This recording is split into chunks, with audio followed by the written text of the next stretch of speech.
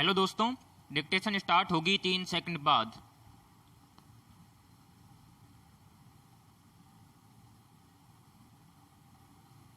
Start. Corona महामारी के दौर में लंबे लॉकडाउन की परेशानियों को झेलते हुए पलायन को मजबूर हुए प्रवासी श्रमिकों के लिए यह राहत भरी खबर है। सुप्रीम कोर्ट ने वन नेशन वन राशन योजना को सभी राज्यों व केंद्र शासित प्रदेशों को 31 जुलाई तक लागू करने के निर्देश दिए हैं। साथ ही असंगठित श्रमिकों के पंजीयन के लिए पोर्टल बनाने का काम जल्द पूरा करने के केंद्र को निर्देश दिए हैं, ताकि श्रमिकों को सरकारी योजनाओं का त्वरित फायदा दिलाया जा सके। पैराग्राफ। कोरोना की पहली लहर में लंबे लॉकडाउन के दौरान प्रवासी श्रमिकों को जिन हालात से दो चार होना पड़ा, वह तस्वीर सचमुच भयावह थी।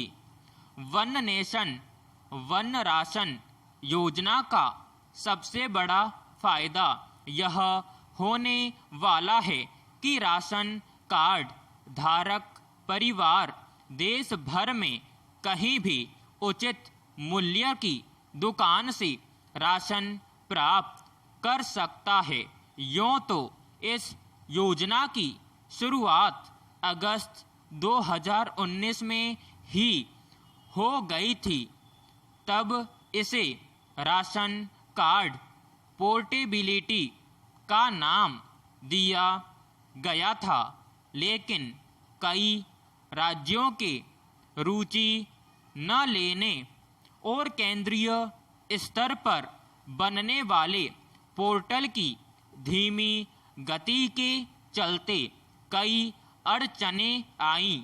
पिछली सुनवाई में शीर्ष अदालत ने पश्चिम बंगाल के रवैये को लेकर नाराजगी जताते हुए साफ कहा था कि बंगाल ही नहीं, सभी राज्यों को इसे लागू करना चाहिए, क्योंकि यह उन मजदूरों की भलाई के लिए है जिन्हें हर राज्य में उचित मूल्य के राशन की जरूरत है।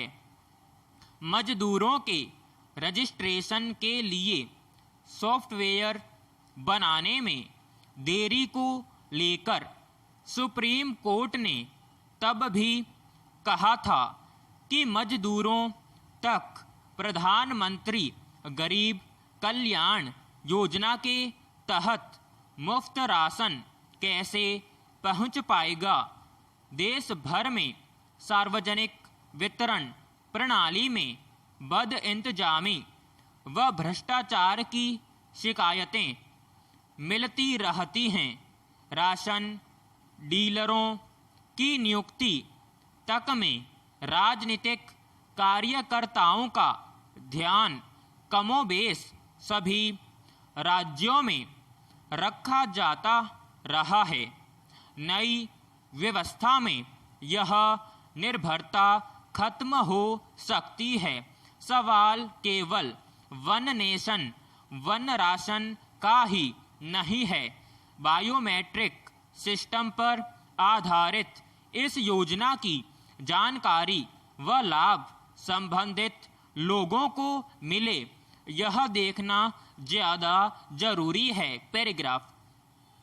सुप्रीम कोर्ट ने महामारी की स्थिति बने रहने तक प्रवासी मजदूरों के बीच मुफ्त वितरण के लिए राज्यों और केंद्र शासित प्रदेशों को अनाज आवंटित करते रहने के लिए भी केंद्र को कहा है, लेकिन प्रवासी श्रमिकों व गैर संगठित क्षेत्र के श्रमिकों के रजिस्ट्रेशन का काम पूरा होगा, तब ही उन्हें सरकारी योजनाओं का लाभ मिल सकेगा।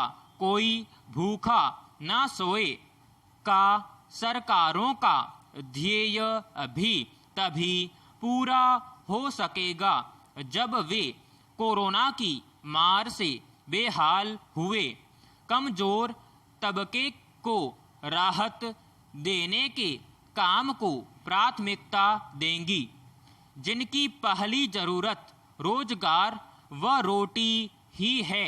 विराम समाप्त।